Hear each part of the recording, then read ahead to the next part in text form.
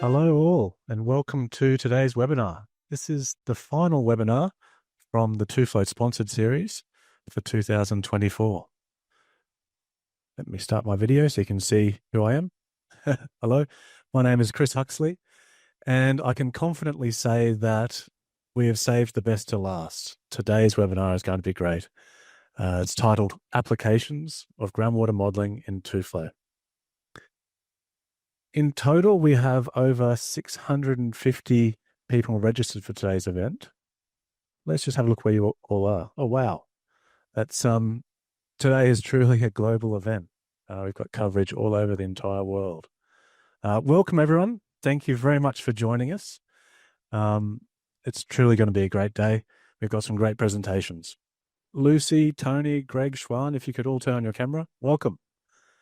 We have Lucy Reading from University of Technology, Queensland University of Technology, Tony McAllister from Water Technology, Greg Collicutt and Schwan Gao, both from TUFLOW, my colleagues. Hi, everyone.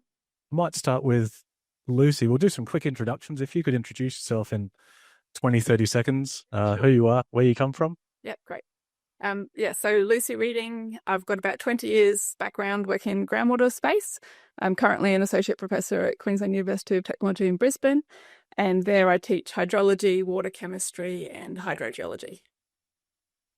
Thank you. Tony, you're up next. Thanks, Chris. Hi all, my name's Tony McAllister. I work with Water Technology. I'm a director and the state manager here in Queensland, and I've got 30 or so years experience in surface water, hydraulics, water quality, etc. So really pleased to be involved. Thanks, Tony. Greg. Good afternoon, all. My name's Greg Collicutt. I am one of the software developers with the TUFLOW team. I've been with the team for about 10 years or more now. And my primary task is to look after the GPU code that we implement in the TUFLOW HPC product. Thank you, Greg. Schwan, introduce yourself. Yeah. Hi, everyone. My name is Ron. I'm with TUFLOW team for about 7 years now, and I've been working with Greg, Phil, Bill, and others for TUFLOW code development, testing, benchmarking, and technical support. Today I was very excited to join the webinar. Thank you, Schwan. Look, today's presentation is going to go through 3 separate presentations. Greg's going to start with some discussion of some background theory. Tony will take over next, where he'll talk through a real-world application, and then Lucy and Schwan will talk through some research that they've been conducting together. Behind the scenes, when we're not talking, we'll be on the Q&A panel, and also I haven't introduced Pavlina, but my colleague Pavlina and I will be in that Q&A panel as well. So without further ado, let's get straight into it. I might pass to you, Greg, if you can share screen, please. Okay, let's come through. Over to you, Greg. Thank you, Chris. I even remembered to unmute my microphone too this time, so hopefully you can all hear me. Yes, good afternoon, everyone. Good morning, depending on where you are in the world. For some of you, it'll be very late at night. We have run previously a webinar here, Integrated Catchment and Receiving Water Modelling. You can find this webinar, you can find it by searching for it on YouTube, or you can find it by going to our website and going to the library and webinars, and then look down through the list there. And so, this webinar that I'm just pointing out here is a good introduction to some of what we're talking about today. But in today's material, we're going to focus in a little bit more detail on the actual groundwater modeling that goes into the 2D model before the water ends up in a 3D receiving environment.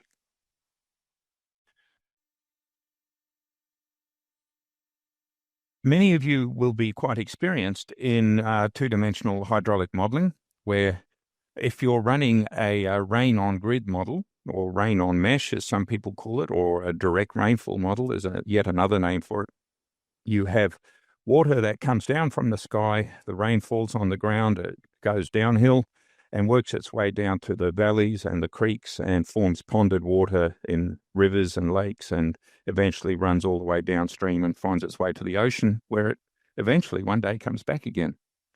But as you will know from that style of modelling, you do have to account for some infiltration losses for the water into the ground. Otherwise, you get way too much water coming off at the bottom of the model. When you've got really heavy rainfall events, the infiltration losses can become relatively unimportant towards the end of the event because the ground is already saturated. So for a 1 in 10,000 year flood or a 1 in 100,000 year flood, people will often just neglect the infiltration losses. But for smaller events, you know, the sort of rainfall that you might get on a monthly basis or even a once a year event, the infiltration can become quite important.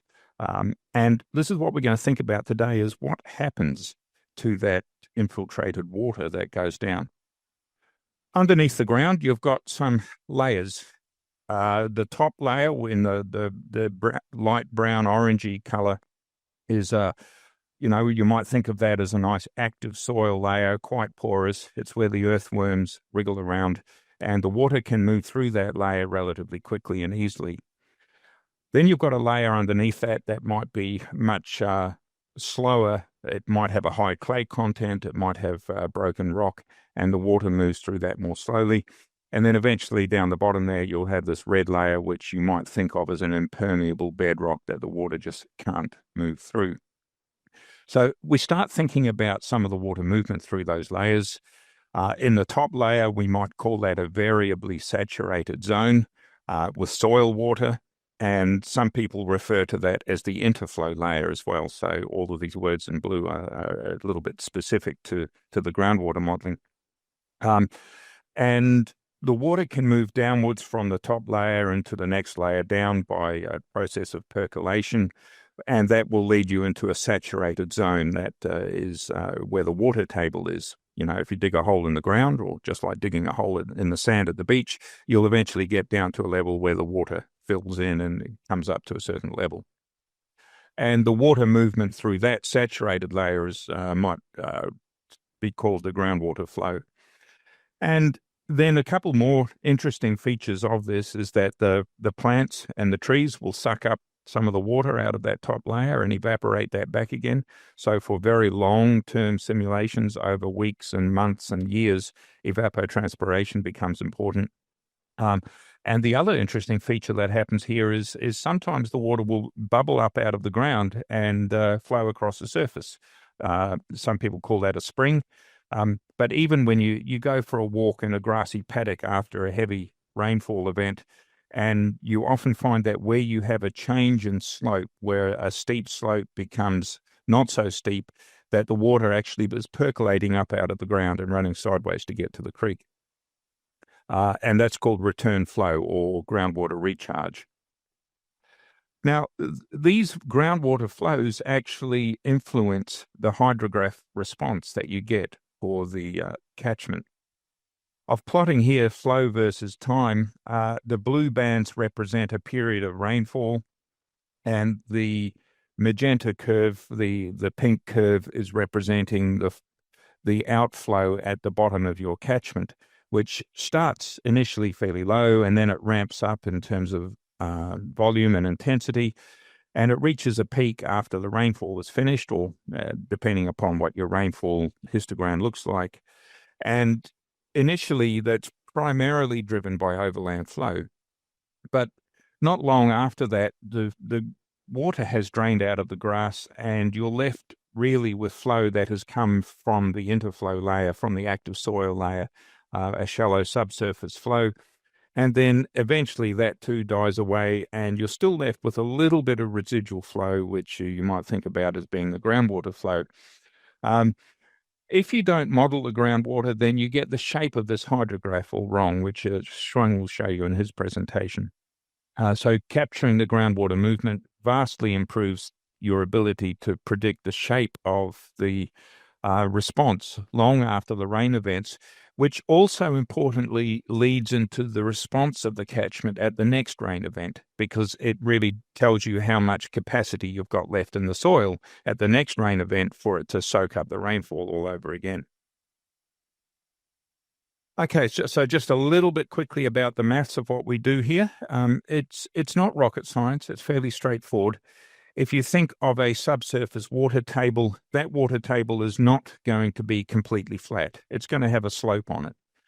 And you're going to get horizontal movement of the water sideways down the hill, where the velocity of that water is going to be a hydraulic conductivity times the slope. The steeper the slope of the water table, the faster the water is going to move. And then you can get a unit volume flux as being the void fraction times the water depth times the velocity, and that will give you the volume flux that's working its way down the hill. As I presented before, I was talking about a couple of different layers. So you can think of breaking the soil zone down or the groundwater subsurface zone into 2 layers. And those 2 layers will have different hydraulic conductivities. Here I've shown KH1 for the top layer and KH2 for the bottom layer. And the way to compute the fluxes in these different layers is you do actually have to think about each layer having its own water table. Now, that's a little bit arbitrary. It's a little bit abstract. It's probably the water table in the top layer is probably not very well defined as a sharp interface. But nevertheless, you can conceptualize something akin to a water table, and that will allow you to compute the flow velocities. And importantly here is that when layer 2 gets fully saturated, so that really you're only thinking about one water table instead of 2, then the flow for the second layer would use the slope of the top water table. And that's what we do in the TUFLOW software. And the percolation velocity is a vertical hydraulic conductivity moving downwards.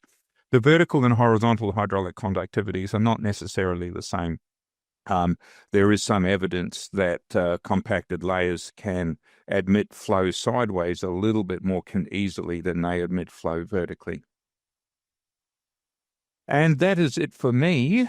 I hope you grasp any of that. I'm going to hand over to Tony now, where he's going to present. And if you've got any technical questions on this, please throw them into the question and answer line, and I'll get to them while everyone else is giving their presentations. Take it away, Tony. Thanks, Greg. Just sharing my screen now. Can you see that all right? Yes, Tony, that's come through. Thank you. Excellent. Thank you. Thanks for the introduction, Greg, and Chris and the TUFLOW team. Thank you very much for the invitation to present our work today. I'm really, really pleased to be here. The project that I'm presenting is a project that my colleague Julia Schultz and I, together with my ecological colleagues Jamie Kay and Dr. McAberton, did last year now in Canberra. It has a grand title of the Nadjung Mada study, but the Nadjung Mada is an area of cultural and ecological significance in Canberra. And really what we're talking about now is a holistical hydrologic approach to understanding how that system operates and how it can be managed going forward. By way of a bit of background, I'll just give you a bit of introduction to the study area. The video that's showing there now illustrates the study area. For those of you who aren't Australia or familiar with Canberra, it is very Canberra. Basically, like a lot of projects of this nature, we had essentially a couple of stages. Stage 1 was a data collection and review stage where we really understood what made the Nadjung Mada tick and could we actually model it? Did we have the data and the ability to model it? Before we moved into stage 2, which is the modeling that I will focus on today, surprise, surprise, using TUFLOW. And then I'll run through the modeling we did and then come up with some conclusions and the findings at the end. Why did we undertake this study? It's really related to the conservation of environmentally significant habitats. And this is something which we are struggling with, not just in Australia, but globally. All parts of the world are experiencing population growth. I've just come back from 4 weeks in Southeast Asia where I saw, cities growing at 1 million miles an hour, etc. And it's something that's I think really important. And particularly in Australia, we've got a lot of pressure with homeless people and affordable housing, etc. So there's a real desire to build affordable housing in areas that people can access. But at the same time, we don't want to sacrifice our habitats. And this was the paradigm or the conundrum that happened at Nadjung Mada. The Nadjung Mada was, as I said earlier, an area of significant traditional owner value within Canberra, but also it was home to the striped legless lizard, which you can see a photo of in the top corner there, which is a rare and threatened species that is particularly reclusive and particularly difficult to understand because of the nature of the habitats that it lived in. So really what this study was about is how, if at all, could development occur around the Nadjung Mada Reserve and still be able to be done in such a manner that the striped legless lizard has a future. The area that is the Nadjung Mada is the area shown in green on that image. It was a couple of hundred hectares. And immediately upstream of it was an area that the ACT government, sorry, for those who are from not in Australia, ACT is the Australian Capital Territory, basically Canberra. The ACT government wanted to develop for housing. It was called the Kenny development. So put in essence, our project was about how, if at all, could the Kenny development be constructed and protect the Nadjung Mada Nature Reserve. That's what the nature reserve looks like. It's basically grassland, quite flat. For those of us engineers, it didn't look, all that different. But when I was on site with our ecologists, they were very excited about the difference between the grasslands and the woodlands, etc. But basically, the ACT government want to put housing and development upstream of the Nadjung Mada. So how do we do that? So really what our study was about was, what do we know? How do we model it? And what needs to be done? So essentially, as I said earlier, stage one was really data collation, review, understanding. So we spent a lot of time getting familiar with the site, really understanding the nature of the surface water, because this was a pretty unique situation. And you'll see later on that unlike many other projects where you just have a surface water or you just have a water quality management paradigm, we had a whole bunch of different things we had to manage. So we had to understand the surface water. We had to understand the groundwater. It's also important to realise that this site has been aimed or hoped to be developed for many, many years, but nobody's ever really been able to understand how to do the works without protecting the site. So there's actually been a good period of baseline data. There was about 5 to 6 years of groundwater data, about a decade of surface water data, etc. So we had to understand the groundwater information. We obviously had to get a handle on geology because we were doing surface water, groundwater.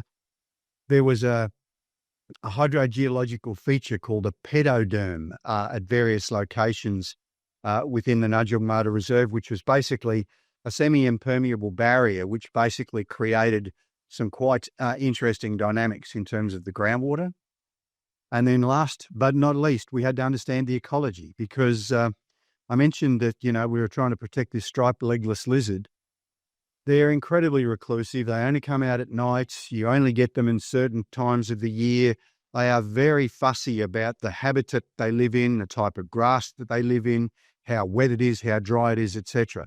So that's two of our ecologists, Mick and Jamie there, had to really get their head around the ecology of the Nadjung Mada Reserve.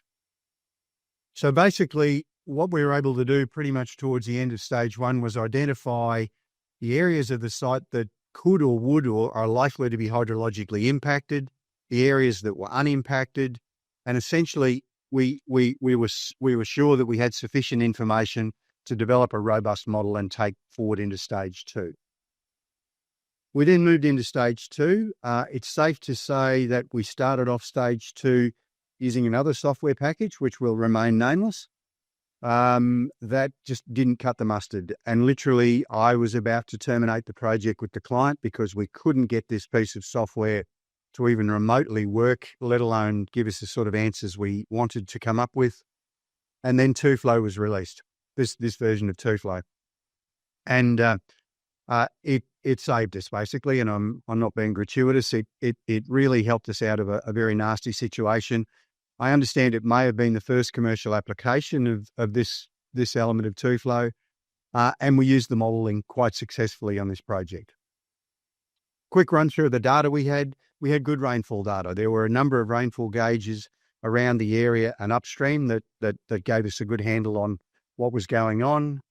We also had a network of groundwater bores, which are the three yellow bores that I showed there. There are others as well.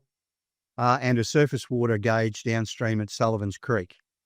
In particular, I'm going to focus in on borehole E, just in terms of some of the modelling results, but we had a number of other boreholes and data collection sites that we drew on as the project went ahead. We had a good idea of land use in the surrounding catchment because our model, what had to be, as Greg alluded to earlier, of the entire area. We couldn't just model the Nadjung Mada itself because the groundwater under the Nadjung Mada and the surface water is affected by the entire catchment. So we had to have a model domain which pretty much looks like that. Our area of interest was right in the middle. The soil data was actually quite complex. I mentioned earlier the pedoderm, and I'm primarily a surface water hydrologist. So, some of this groundwater stuff was a bit of a dark art, but we learnt a lot more about it as we went along. We were able to conceptualize the hydrogeology beneath the Nadjung Mada and in the catchment appropriately based upon the data we had. And we could build a model that had, we thought, a reasonable representation of the hydrogeological processes, which then meant we could start moving into a calibration phase. Now, please, that image is not meant to be scary. It's just showing some of the ranges of testing of the modelling that we did. And Julia Schultz, the modeller who did all this work, did an amazing job of learning how to use the model. And again, Michael Barry and others at BMT were incredibly helpful in assisting Julia get this model working. Basically, we tested a whole range of conductivities, soil types, soil configurations, etc., until we came up with essentially a final calibration, which we were reasonably comfortable with and which the ACT government were reasonably comfortable with. It wasn't perfect, but again, those of you who've been involved in groundwater know there are so many vagaries and so many assumptions you have to make. We were pretty comfortable with this and with the surface water calibration and with the performance at the other sites that we had data at. So really then it was a case of, okay, we've now got a model that we think is reproducing how the system behaves. Let's start doing some of this model application and scenario testing. So we ran a range of scenarios. Obviously the existing case, we ran a developed case with no mitigation, and we looked at a couple of different then other management interventions like rainwater tanks on properties, bioretention basins, combinations of rainwater tanks and bioretention basins. All of these also then looking at a climate change paradigm and for a number of selected climate years. So we did quite extensive testing. One of the things that was most challenging was really coming up with a set of management indices, if you like. As I said earlier, it wasn't just a matter of, oh, well, your flood level should not change by more than 10 millimetres or you'll achieve the 80, 60, 45 load reduction targets. We actually had to come up with a range of different hydrologic change thresholds which related to the unique characteristics of the Nadjung Mada. And these related back to frequency of surface water inundation, low percentiles, high percentiles, changes in areas of inundation, changes in frequency of inundation of sensitive habitats, changes in groundwater levels, and then last but not least, changes in some of the other groundwater characteristics. So there were quite an extensive range of management thresholds we came up with, and the project was a quite interesting paradigm and juxtaposition between the ecologist and the modelers and how we came up with these management solutions. Put simply, we're able to come up with the management solutions and obviously model the surface water. So we came up with a detailed understanding of the surface water characteristics within the site. And this is just a screen grab showing, some of the surface water modelling within the Nadjung Mada. But the one that was the most challenging, and the ecologist said was the most important, was this shallow groundwater behaviour, because if the shallow groundwater was elevated for too long, the vegetation changed. If the vegetation changed, the striped legless lizard either moved away or died. So this was the most critical part of the whole project, was getting that surface water groundwater balance right, and then making sure we could come up with management solutions to manage the groundwater. So here's just an example for a median climate of the existing groundwater level at one of the boreholes. If we did an unmitigated development through, the wet periods, not much changed at all. But really, once we started getting into those periods where things were starting to dry off and there were occasional bits of rain, what we found was that with the urban development, there's a lot more runoff coming down into the Nadjung Mada, and it got wet a lot longer through those periods when normally it would dry out. Yeah. And this was one of the things that was really, really fundamental about that we gained from the modelling. So we could look at an unmitigated paradigm. We could look at a situation where we put bioretention basins out. In this particular case, because we had to get the surface water, groundwater balance right, we actually configured the bioretention basins so they were leaky, because really it was about creating less surface water runoff from the Kenny development, and then getting as much of that into the groundwater as possible so that it didn't just flow down into the Nadjung Mada and fill everything up. So the leaky bioretention systems were very effective. We then looked at rainwater tanks on the properties. They made a difference as well. And in essence, what we came up with is a combination of rainwater tanks on the properties, plumbed into the properties, leaky bioretention systems, etc. And we're comfortable, and I understand the ACT government are taking this management suite forward in terms of the development at Kenny. The image that I think is the most visually capturing anyway is when you actually look at these groundwater impacts. The image on the left is the do nothing. And if you just went and urbanised the Kenny development, business as usual, and did nothing, as is no surprise, the groundwater levels underneath the Kenny development went down quite considerably because you're reducing the infiltration, but the groundwater levels throughout the Nadjung Mada went up by, 0.5 metre to 1 metre. And this would have been catastrophic for the striped legless lizard. We were able to show that with the management interventions that we're able to test with TUFLOW, the image on the right, we could vastly mitigate those changes to the point where hopefully the striped legless lizard has a life going forward. So, just to wrap up, I think there's no doubt whatsoever that adopting a holistic, appropriate hydrologic model has multiple benefits. It enabled us to answer a question which a client wanted to answer that they've been waiting for years to understand. And I think that made a lot of people very happy. Combined with detailed data, and it's important to talk about the data, we can understand these complex systems now, and we can actually understand how to manage them and how to deal with them. We can work out mitigation measures to protect sensitive environments. And I'm not going to talk about it today, don't have time, but we're now applying this same piece of software on a project close to us here in Brisbane on a much bigger scale, but answering the same sort of questions. How do you protect a wetland? And we would never have been able to do it without this software. So, bit of a call to action, I suppose. There's one thing for TUFLOW to develop this tool, which is great. And as I said, it got us out of a hole. But I think it's important for all of us as engineers, scientists and policymakers to collaborate, innovate and use this tool going forward. So I think that's it for me. I will now hand over to Shuang and to Lucy. I'll stop sharing. Thanks, Tony. That's fantastic. It's very amazing because developer like me usually sit in front of computer all day and I'm slightly disconnected to the real world program, but it's great to see you are using TUFLOW to tackle the complicated real world problem. So I will start my presentation and then share my screen. This is the screen. I need to okay. How's it come through?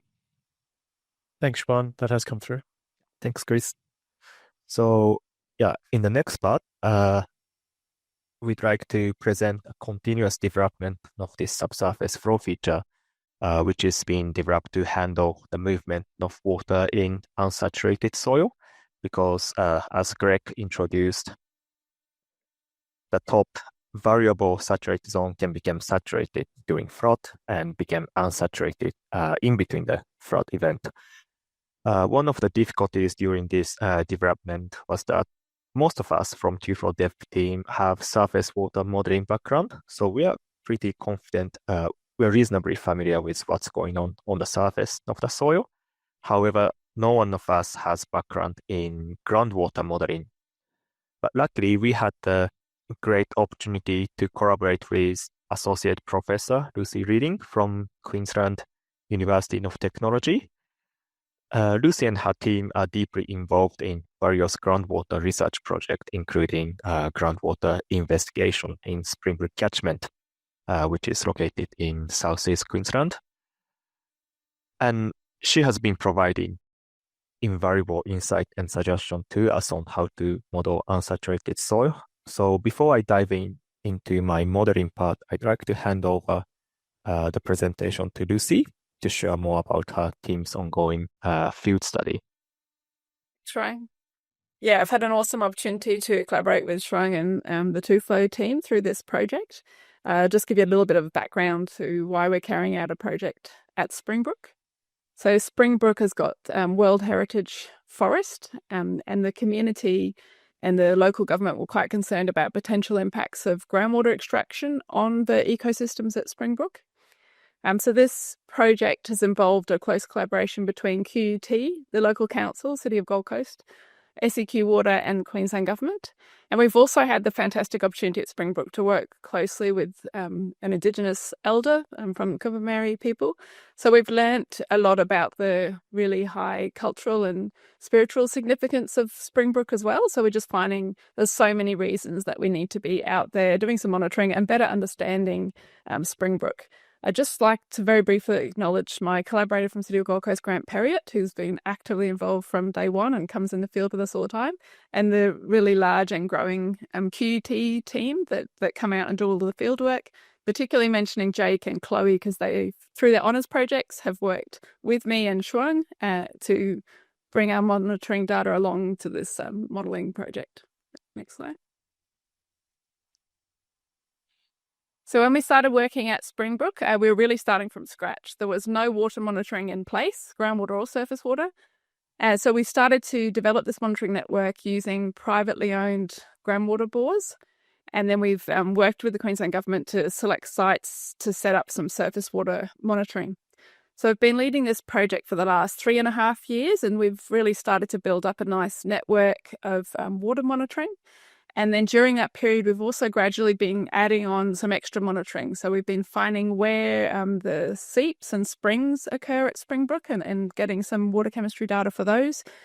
We've been getting information about the soils, and we're starting to do more on that, so looking more at soil properties. And then we're pulling all of this information into a visualization platform so we can share it with the community, let them know what we're doing and what we've learnt. And it includes a lot of sort of 3D and 360 images, so they can sort of get up close, and happy to share this down the track as well. And then we're pulling that together with information about the ecology. So there's some critically endangered species at Springbrook, and we're going to be starting to work more on looking at those species going forward as well. So thank you. Next slide. So we've built this really amazing data set, but because we were starting from scratch, we've still got a lot of questions that we're trying to answer. And we're trying to use all of this data we're collecting to answer quite a lot of questions, but these are 3 of the probably key questions. We're trying to understand movement of water between the different layers or different aquifers. We're trying to understand the groundwater dependence of the deep-rooted vegetation, and we're going to start focusing on some of those critically endangered species up at Springbrook. And then finally, we want to better understand the temporal and spatial extent of groundwater surface water connectivity. And I think that's where this modelling project came in really well, because it's a really complicated system up there, and there's no way we had enough data to build a ModFlow model or any sort of really complex 3D groundwater model. But we did recognise the significance of groundwater discharge to the creeks, and we wanted a way to try and capture that in some modelling that was informed by our monitoring. So yeah, thanks to the collaboration with Shuang, we've been able to add value to this existing project, and then work closely with Shuang to look at how to iteratively improve the model parameters and also the modelling approach. Shuang? Thanks, Lucy. It's fantastic. Sounds like a very exciting field project. And yeah, so with the help of Lucy, we are feeling a bit more confident about the area underneath the soil surface. And as Lucy mentioned in her presentation, the structure of soil layer can become quite complicated. But the purpose of TUFLOW modeling is not to represent every detail of the soil water movement, but to use a rather simplified model to improve the surface runoff.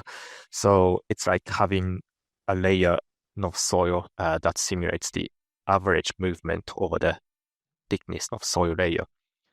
So this approach has, we've been calibrating this approach since last year. And this image shows the water level recorded in one of the water level gauge in Oxley Creek Catchment, also located in Southeast Queensland. And this one shows the water level during 2022 February flood. And the red line shows the modeling result with no soil layer at all. And as you can see, the peak flood level was actually modeled quite well by this model with no soil layer.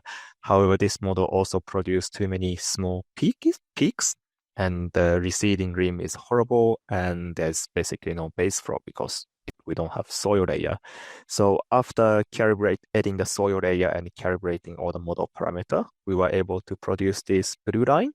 And as you can see, those small peaks has been attenuated by the soil layer, and it also produced nice receding rim and decent amount of base flow. So yeah, we are very encouraged by this outcome. But the problem of this model was that the hydraulic conductivity was calibrated during a very wet year. And when we applied the same conductivity to a drier year, the model result wasn't ideal at all. So in the ongoing development, we are trying to take into account the impact of unsaturated soil water movement.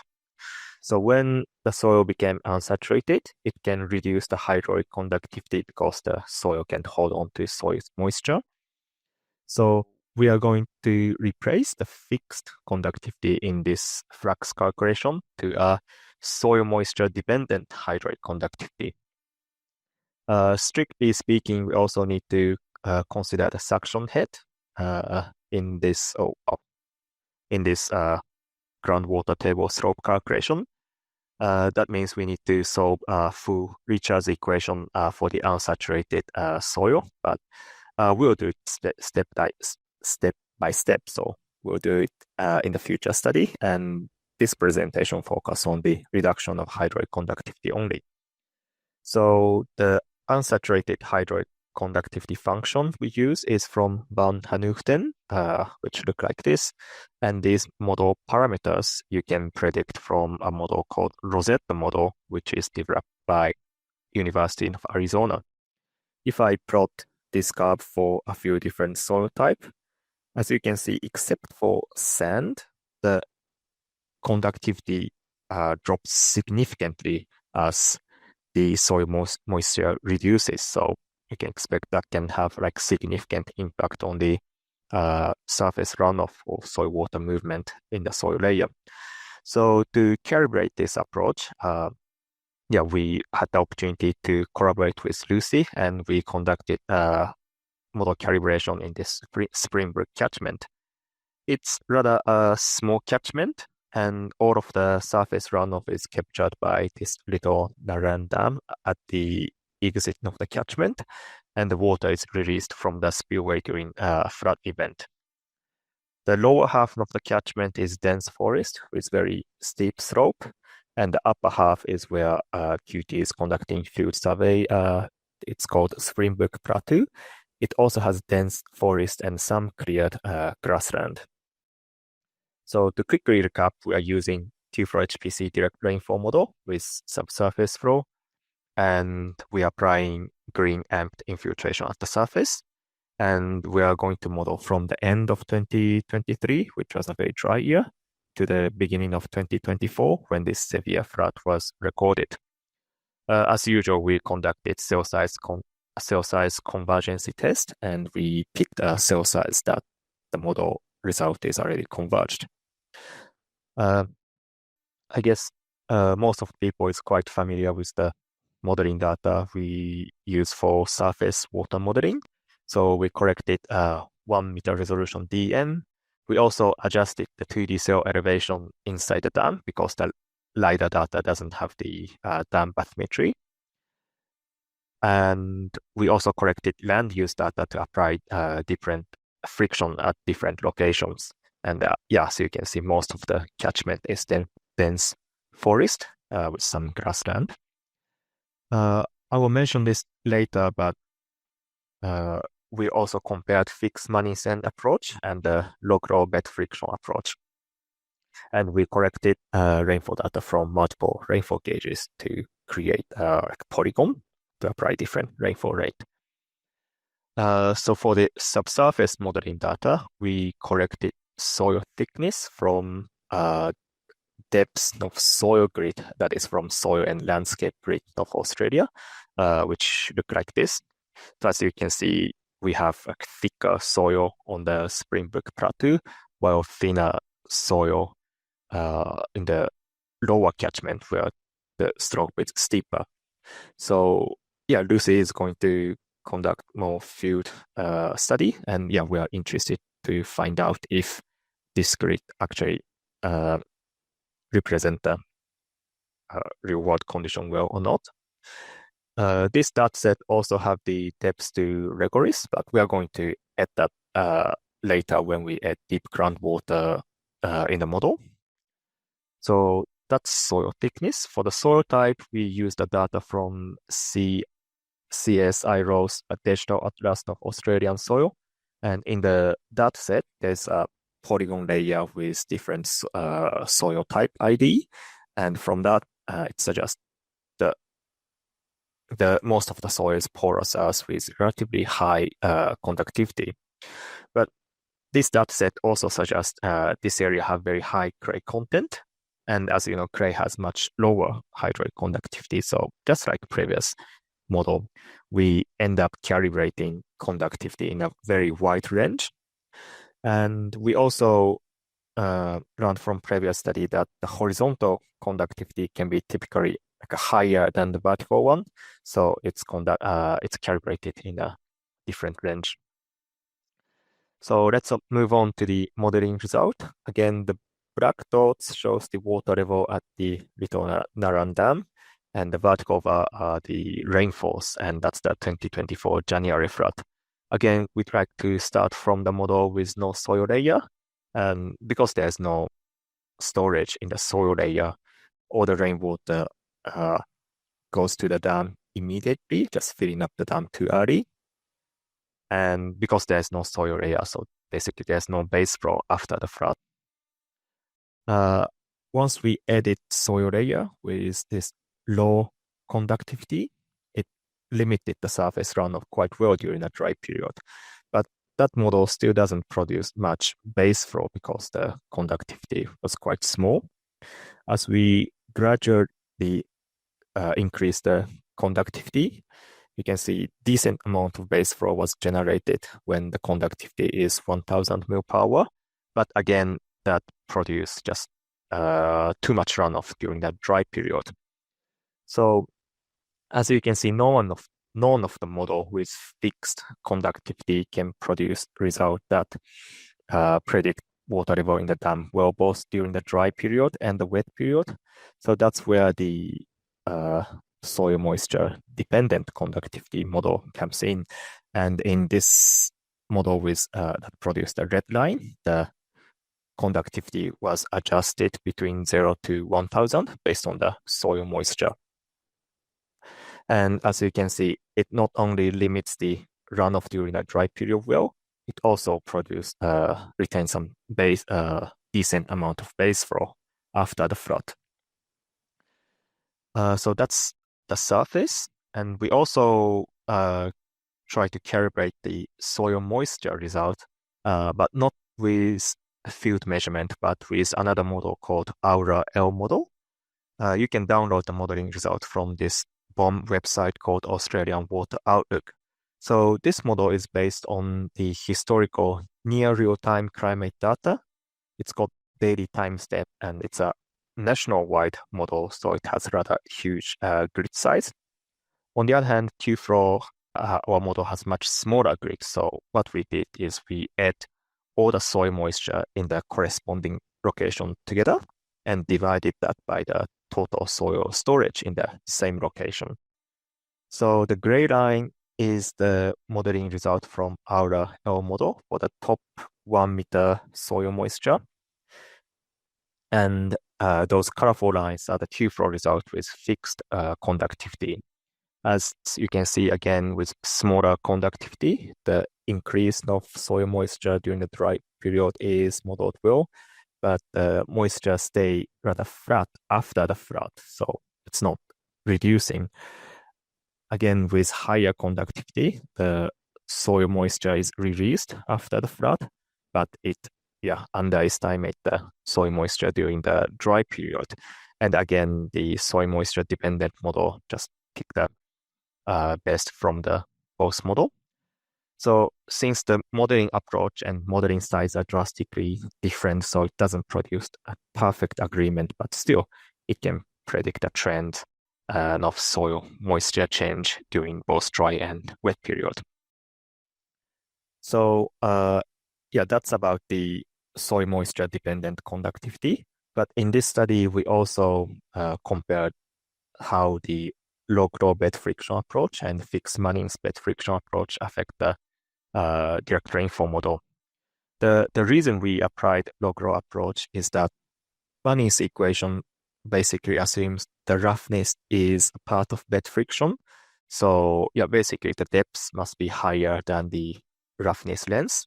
But in direct rainfall model, since we apply small rainfall to every 2D cell, the depth in each cell can be quite small, even smaller than the roughness length. So when we plot the equivalent Manning's N value based on the log-law approach, you can see the Manning's N is rather constant when the depth is high, but when the depth becomes smaller than the roughness length, the equivalent Manning's N can become much higher. So we applied roughness length from 0.1 to 0.2 meter, depending on the vegetation density. And again, this red line shows the same result from the previous slides, that is with soil moisture dependent conductivity with log-law bed friction approach. For testing, we applied fixed Manning's N value all over the catchment. And as you can see, the most distinguishable difference is that with fixed Manning's N, the water level in the dam increased too sharply, while the log-law approach and observation shows the increase of water level is much smoother. So the hydraulic response is quite different. Of course, when you increase the Manning's N, this hydrograph does become smoother, but the orange yellow line is produced with Manning's N of 0.4 all over the catchment, and that's kind of just too high and make you feel a bit uncomfortable if you compare that to the standard Manning's N value. So this is where the log-law approach can become quite handy because it increased the equivalent Manning's N value based on previous this equation when the depths became smaller. But of course, not all the result was perfect, and we are still working to improve some detail of the modeling result. This one zoom into the peak of the flood, and as you can see, the model actually overestimate the flood peak, especially the first peak. So we made a cut down version of this model and just restarting the simulation from 1 day before the main rainfall event. And we calibrated every possible parameters in the model and found the only parameter that effectively reduced this first peak is the surface infiltration rate. And in our model, it's the green amped infiltration rate applied at the surface. But if we apply such a high infiltration rate for the entire simulation period, then that will produce just too little surface runoff before the flood. So we are also thinking the surface infiltration rate might change depending on the degree of saturation of the topsoil. And there are some paper or study that support that argument because the the movement speed of the wetting front is faster in saturated soil than unsaturated soil. So yeah, that's a challenge in the future for us. We actually also modeled with 2-layer, just splitting the depth of soil in 2 parts, the top 10 centimeter and rest of that. So we not only calculate the horizontal flux, but also the vertical flux between the 2-layer. And again, compare the soil moisture result with our L model. So the dashed one is the top 10 centimeter soil moisture, and the solid one is the top 1 meter soil moisture. And that's the TUFLOW result. And again, the result isn't perfect, but TUFLOW model does predict a trend that near the surface, the soil moisture is fluctuating more significantly. So yeah, we are thinking about maybe we can use this kind of model information to change the surface infiltration rate in the future. But yeah, it's not completely solved yet. But yeah, there are more development to do in the future. So yeah, I will maybe just skip the conclusion. And yeah, we also presented this study in this year's HWIS conference, so you can download the full paper from TUFLOW publication website. And yeah, that's all for our presentation. And well, do you have any questions? Excellent. Thank you very much, Juan. The Q&A line has been running hot. So thank you to Pavlo, Noel, Greg, and everyone for answering those questions. I've been taking down a few and I've grouped them together. So we'll spend the next 10 minutes just covering some of those. Let me start with one for Tony, actually. Tony, what methods were used to collect the groundwater levels and the geology? Was it ground penetrating radar, bore data? What did you come across and what was available to use? Thanks, Chris. Primarily relied on boreholes and, historical geological information, but primarily it was the boreholes that have been collected across the site. I might pass that same question to Schwan and Lucy as well. So did you just use the borehole data that you've been collecting, or are there other sources available? I guess we're starting with fairly shallow focus with the modelling, and then we're going to build into deeper layers. We've got a little bit of information about water levels and hydraulic properties at Springbrook, and a little bit about information about the soils and how they respond. And then we've complemented that with some publicly available data that Shuang shared about sort of soil properties and soil mapping. And we'll do some ground truthing over the next few weeks. Perfect. Exciting. May I ask, actually, to the same people, Tony, maybe you first. How long did it take to develop that surface water model? Is this project taking a year long to develop? No, sort of timescales. Once we actually found the right piece of software, it's another story. It took about 4 to 6 weeks, really, and that was with Julia having to learn, some of the groundwater aspects. Fortunately, she was a skilled TUFLOW sort of surface water modeler, but it didn't take that long. Once we found a piece of software that had actually had the capacity to do the work. The project as a whole, it took about a year, but that was because, to be perfectly honest, we wasted about 3 or 4 months faffing around with another piece of software that didn't work. Once we got the right tool, it was relatively straightforward.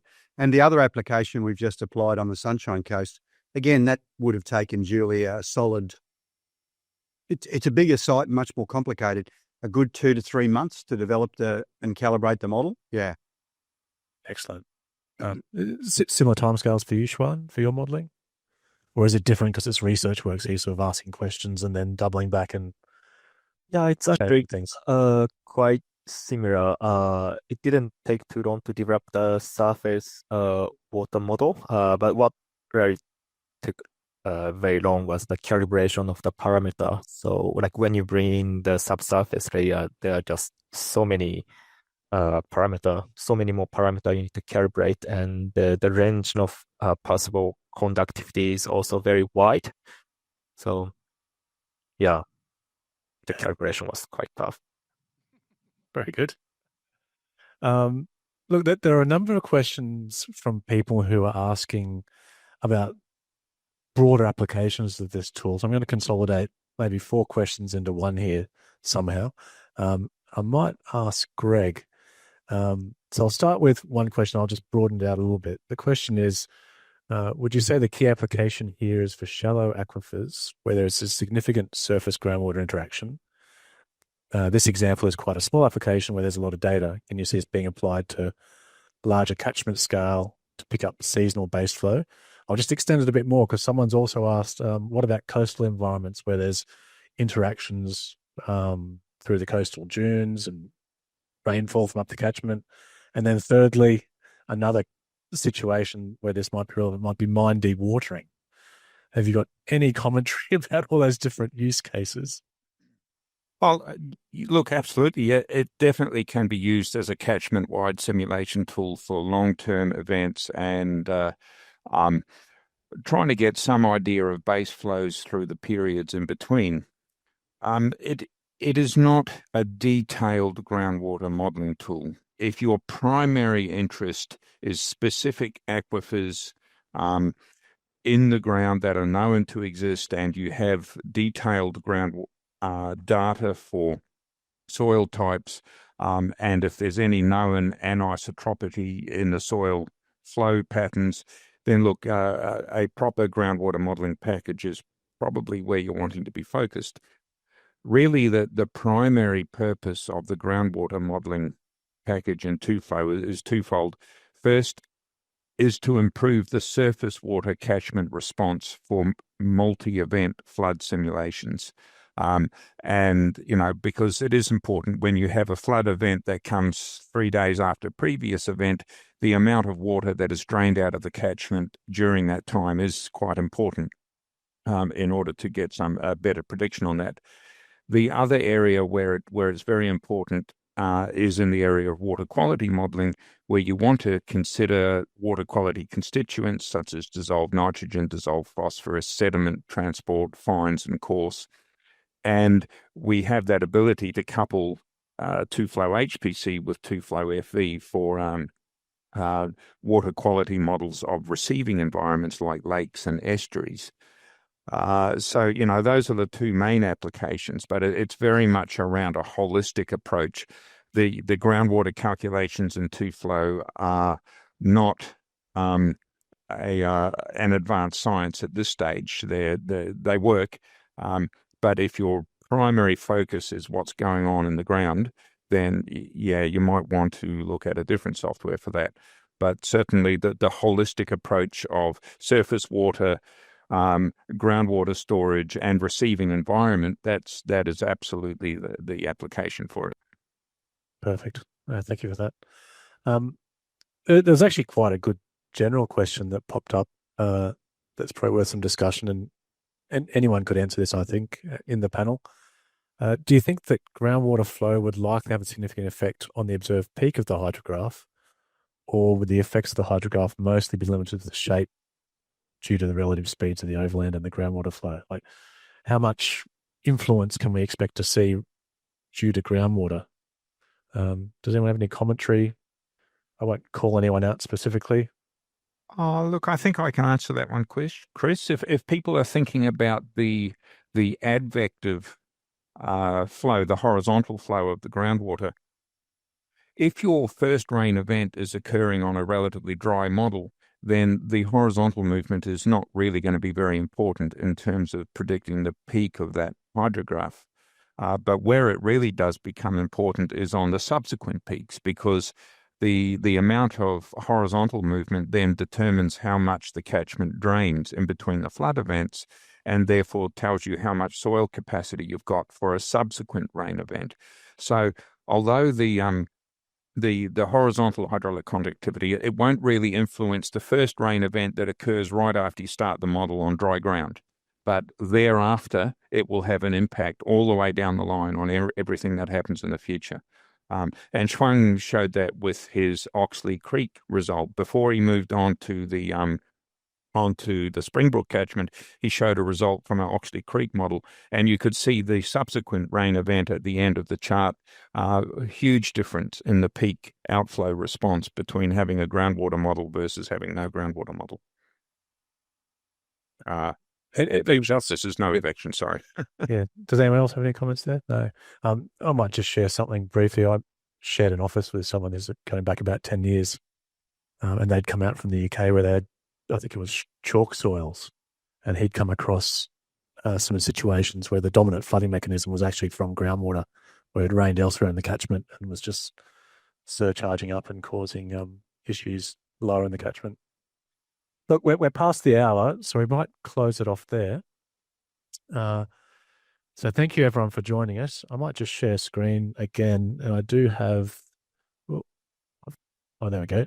Joel has shared it. So a recording is going to be emailed to you following the conclusion of this webinar. Certificate of attendance, you'll receive that within 2 business days. And please remember, just to complete the 1-minute survey, that'll pop up in a few moments' time. Now, next year, Pavlina has been busily rounding up all of the topics for next year. Thank you for that, Pavlina. To date, we have 4 different webinars scheduled for next year. All of system simulation for catchment water quality treatment devices. That actually runs on from what Greg was just talking about. QGIS tips and tricks, that'll be very popular. Hands-on model running and automation. That's actually come from the feedback we've received from previous webinars, those surveys I'm talking about. And then also hydrodynamic models to inform nature-based solutions. That's a very popular topic at the moment. So look, we look forward to seeing you next year. Please tune in for one of those events.